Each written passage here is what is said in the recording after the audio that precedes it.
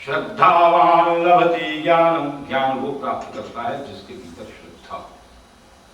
श्रद्धा, श्रद्धा का मीनिंग है जो अपने को ये अनुभव करता है कि मैं अज्ञानी हूं, मैं छोटा हूं, दूसरा ज्ञानी है, दूसरा बड़ा है, he is great than me. जब ये फील करते हैं इसको श्रद्धा है। अपने को छोटा फील करता। भगवान कहते हैं कि जो आदमी अपने को छोटा महसूस करता है, जो अपने को अज्ञानी में अनुभव करता है, वो ज्ञान प्राप्त कर जाएगा। और जो ये समझता है कि मैं जानता हूं, मुझको तो सब आता है, वो ज्ञान प्राप्त नहीं कर सकता। इसी बात को विवेकानंद ने बड़े सुंदर शब्दों में कहा। स्वामी विवेकानंद ने कहा, ये जान लेना कि हम अज्ञानी हैं, ज्ञान की दिशा में पहला कदम। ज्ञान की फील्ड में, नॉलेज के फील्ड में फर्स्ट स्टेप क्या है? स्वामी विवेकानंद कहते हैं फर्स्ट स्टेप ये है कि हम ये जान जाएं कि हम अज्ञानी हैं, हमको कुछ नहीं आता। समझिए कि अब ज्ञान मिल जाएगा, और जब तक हम ये समझते रहेंगे कि हमको तो ये भी आता है, हमको तो वो भी आता है, हम फिर ज्ञान प्राप्त नहीं कर सकते। तो भगवान कहते हैं जो आसुरी संपदा वाले हैं, जो नास्तिक लोग हैं, उनके भीतर अज्ञान रहता है। अज्ञान के कारण अभिमान रहता है, घमंड रहता है, क्रोध रहता है, दूसरों की बात उनको अच्छी नहीं लगती, कोई चीज समझाता है, गुस्सा आ जाता है। एक कथा मैंने कहानी आती है पंचतंत्र में। एक पेड़ के ऊपर बंदर बैठा, बड़ा भारी पानी गिर रहा था जैसे गिर रहा है। अब बंदर बेचारा भीग रहा पानी, ठंड में सिकुड़ा जा रहा, कांप रहा ठंड से, सिकुड़ पिकुड़ के पेड़ की डाल पर बैठा। उसी पेड़ की डाल पर एक बया चिड़िया का घोंसला था। हिंदुस्तान में चिड़िया होती है बया, सब चिड़िया ऊपर को घोंसला बनाती है, वो नीचे को उल्टा घोंसला बनाती है, और पेड़ पर उसका घोंसला लटकता है, और उसका जो गेट होता है घोंसले का वो नीचे की तरफ होता है, ऊपर की तरफ। तो वो बया चिड़िया अपने घोंसले में बैठी थी, उसमें से झांक करके बंदर से कहने लगी, अरे भाई बंदर, देखो कितना पानी गिर रहा है, ठंड लग रही है, तुम सिकुड़ जा रहे हो, दुखी हो रहे हो, क्यों नहीं तुम मेरी तरह से घर बना लेते हो, घर के अंदर रहते हो, देखो मैं कितने आराम में हूं, मुझको कोई कष्ट नहीं हो रहा है, पानी गिर रहा है। बंदर को बड़ी जोर का गुस्सा है, ज्यादा होशियार बनती है, उसका घोंसला तोड़ करके और तोड़ मोड़ करके फेंक दिया। ये क्रोध, ये अहंकार, ये अभिमान, ये घमंड, ये किस चीज से आया? इस बात से आया कि मैं सामर्थ्यवान हूं, ये बया सामर्थ्यवान नहीं है, और ये कह रही है कि मैं होशियार हूं। जो अज्ञानी है, नास्तिक है, वो ये समझता है कि बस जितना मैं जानता हूं, जो मैं कर रहा हूं, बस दैट्स ऑल, वही सही, उसके आगे सब खराब है। नास्तिक लोगों का हाल ये है, मैं मिलता हूं लोगों से, लोग कहते हैं पंडित जी बड़ा जमाना खराब आ गया, जो बुजुर्ग लोग मुझसे मिलते हैं, बड़ा खराब जमाना आ गया है, बड़ा खराब वक्त आ गया, ऐसा बच्चे तो आजकल किसी को पूछते ही।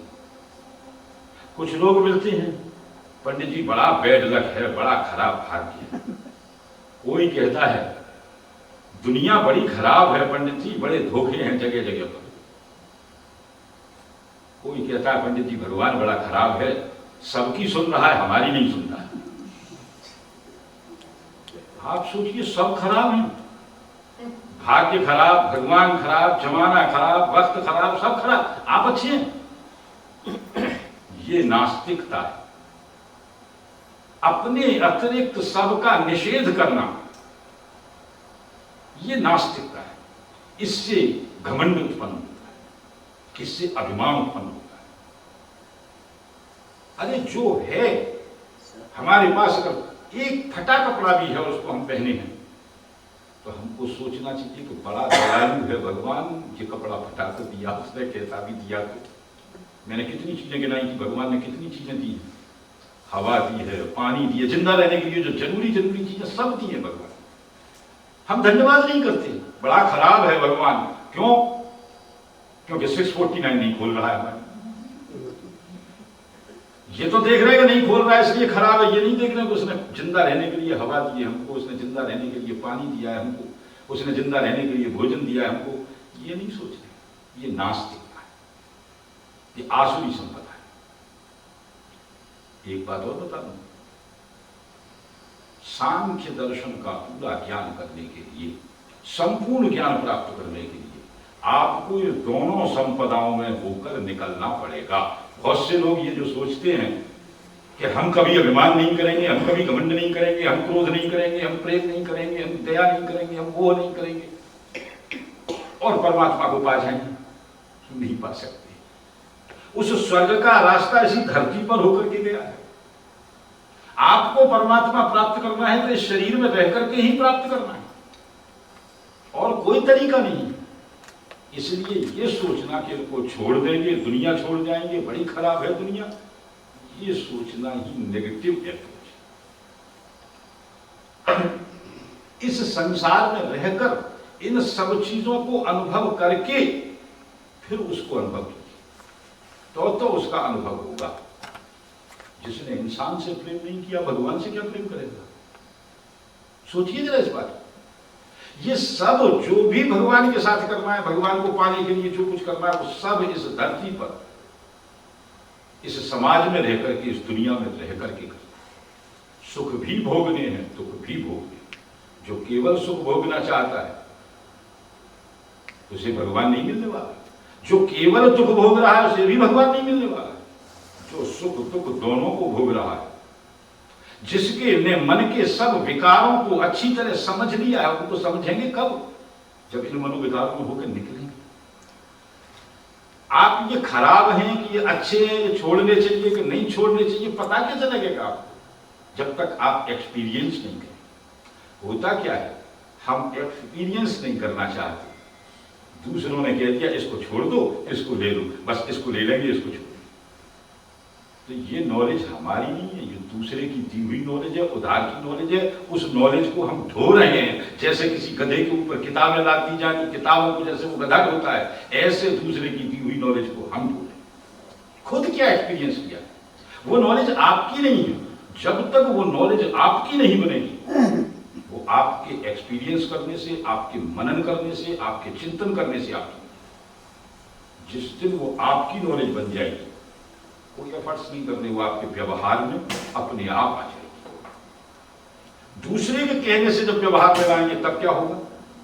तब आप टेंस रहेंगे। पंडित जी ने कहा है सुबह उठ के रोज नहाओ, नहा करके फिर भजन करो, 4 बजे उठ जाना है, फिर बैठ करके 2 घंटे भजन करना है। अब भजन में तो मन नहीं लगता, आप कैसे करें, क्या करें? वो ऑफिस के लिए देर हो जाएगी, काम करने जाना है उनको। अब जल्दी जल्दी भजन कर। पंडित जी ने कहा इसलिए कर तो रहे हैं, लेकिन टेंस है, काम पे भी जाना है। इससे कुछ नहीं, ये तो आप ढो रहे हैं। जब ये नॉलेज पंडित जी ने क्यों कहा, ये जब आप समझ जाएंगे, आप अपना रास्ता खुद बनाएंगे। मैंने पहले दिन बताया था, you can choose your God, you can choose your way of worship. आपको खुद चूज करना है। हमारे हिंदू कितने लेवल हैं?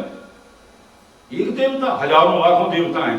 यू कैन चूज, आप पसंद कर लीजिए कौन आपको अच्छा लग रहा है, उसी की पूजा कीजिए। एक पूजा पद्धति नहीं, हजारों पूजा पद्धतियां हैं। आप पसंद कर लीजिए कौन सी आपको अच्छी लगती है, वो पूजा पद्धति। लेकिन कब? ये चूज करने के लिए अकल तो होनी चाहिए।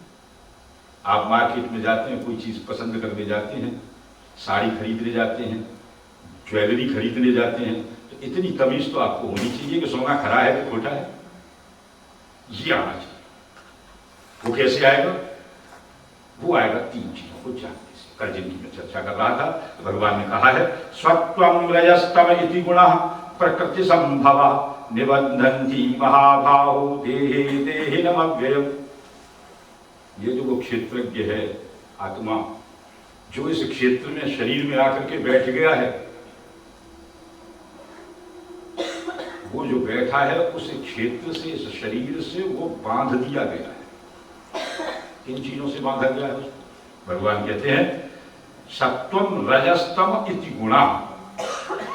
सत रज तम, सतोगुण रजोगुण तमोगुण, इन 3 गुणों से उसको बांधा गया।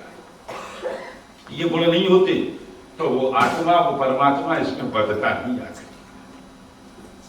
संस्कृत भाषा में गुण शब्द का एक अर्थ तो है क्वालिटी, 2 अर्थ हैं संस्कृत भाषा में गुण शब्द। एक है क्वालिटी और एक गुण शब्द का अर्थ है रस्सी, रोप। ये रस्सी गुणों की बांध रही है इस आत्मा को, इस शरीर के साथ। ये सतोगुण रजोगुण तमोगुण, ये 3 गुण बांध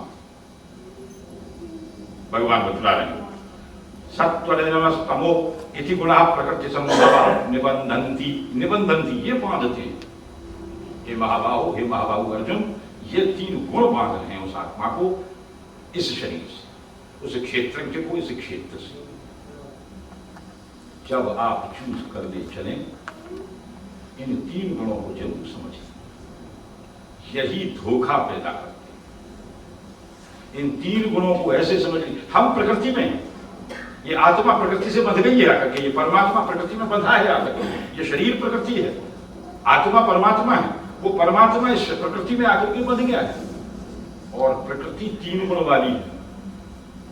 जब हम किसी चीज को देखते हैं तो वो 3 गुण वाली ही दिखाई देगी। इस प्रकृति में जो कुछ होगा वो 3 गुण वाला होगा। मैं बता चुका हूं, अहंकार 3 तरह का है, शरीर भी 3 तरह के हैं। एक ये स्थूल शरीर है जो दिखाई देता है, विजिबल बॉडी। दूसरा सूक्ष्म शरीर है, तीसरा एक कारण शरीर है। ये भी अच्छी तरह समझ लीजिए, गीता में नहीं बताई नहीं है चीजें, लेकिन ये सांख्य फिलॉसफी में और वेदांत में अलग से बताया। ये प्राइमरी चीजें ये मालूम होंगी तो गीता समझ में आए।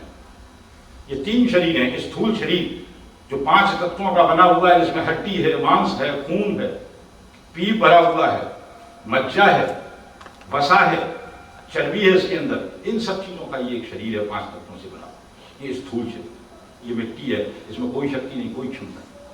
इस स्थूल शरीर को चलाने वाला एक सूक्ष्म शरीर भीतर है। सूक्ष्म शरीर को, मैं ऑस्ट्रेलिया गया था तो एक सज्जन ने मुझे अंग्रेजी में एक शब्द सजेस्ट किया था, मेंटल बॉडी। जब उन्होंने परिभाषा सुनी सूक्ष्म शरीर की तो उन्होंने मुझे सजेस्ट किया कि आप मेंटल बॉडी है। अभी 3-4 दिन पहले एक सज्जन से बात चल रही थी तो उन्होंने कहा मेंटल बॉडी नहीं साहब, इसको इलेक्ट्रॉनिक बॉडी कहते हैं। अब मैं नहीं जानता अंग्रेजी में क्या कहना चाहिए, हिंदी में हमारे संस्कृत में सूक्ष्म शरीर।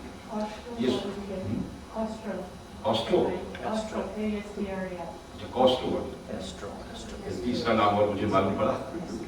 बहरहाल सूक्ष्म शरीर क्या है वो मैं बता देता हूं। जैसे हमारे यहाँ सूक्ष्म शरीर कहा गया, ऑस्ट्रो बॉडी क्या है, मेंटल बॉडी क्या है, या इलेक्ट्रॉनिक बॉडी क्या है। हमारे यहाँ सूक्ष्म शरीर क्या है, वो मन और बुद्धि, इन दोनों का समवाय सूक्ष्म शरीर है। यही इस स्थूल शरीर को चलाते। मन नहीं होगा, आपका हाथ हिलेगा भी नहीं अपनी जगह से।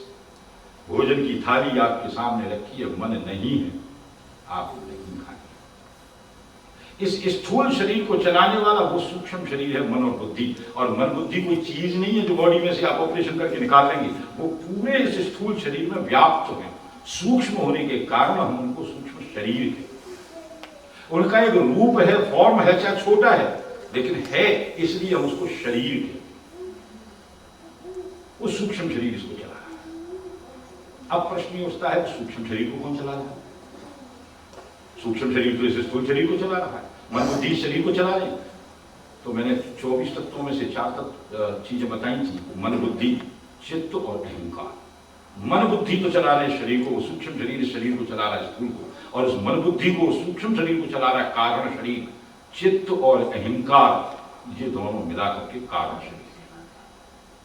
ये चित्त वही है जो भगवान की अपरा प्रकृति से, मैंने बताया था भगवान की 2 तरह की प्रकृति है, एक से चित्त बनता है और एक से ये बालवा की 23 चीज बनती। वो दोनों मिलाकर के जीवत्व उसको प्राप्त उसी से होता है। वो चित्त जो आता है, चेतना जो आता है। लेकिन आत्मा चेतना नहीं है, ये समझ लेना। चेतना अलग चीज है, चित्त अलग चीज है, आत्मा अलग चीज है। तो चित्त और अहंकार मिलाकर के ये कारण शरीर बनता है। ये कारण शरीर सूक्ष्म शरीर को चला। यहां चित्त के बारे में थोड़ा सा और बता दें। जिन्हें संस्कार कहते हैं, ये शब्द आपने बहुत सुना होगा, संस्कार। बहुत से लोग समझते हैं कि दुपट्टा डाल दिया, धोती पहन ली, कुर्ता पहन लिया, तिलक छापा लगा लिया, सुबह 4 बजे उठ गए, नहा धो लिए, भजन किया, तब भोजन किया। बड़े अच्छे संस्कार हैं साहब इनके।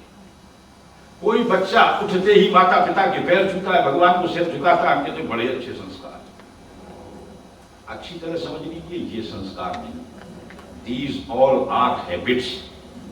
ये आदतें हैं जो डाल दी जाती हैं, या खुद आदमी डालता है या दूसरे डालता है। ये संस्कार नहीं। संस्कार अच्छी तरह से समझिए, हमारे एक्सपीरियंस से संस्कार क्रिएट होते। ये संस्कार ऐसे समझ लीजिए, शास्त्र में हमारे यहाँ, मैं बहुत डिटेल में नहीं जाऊंगा, विस्तार में शास्त्र में बहुत विस्तार से समझाया गया है। शास्त्र में हमारे यहाँ संस्कारों को बीज कहा गया।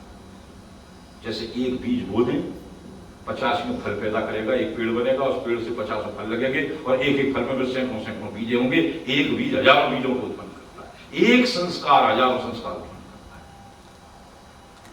है। ये ऐसा रक्त बीज है, कभी खत्म ही नहीं होता।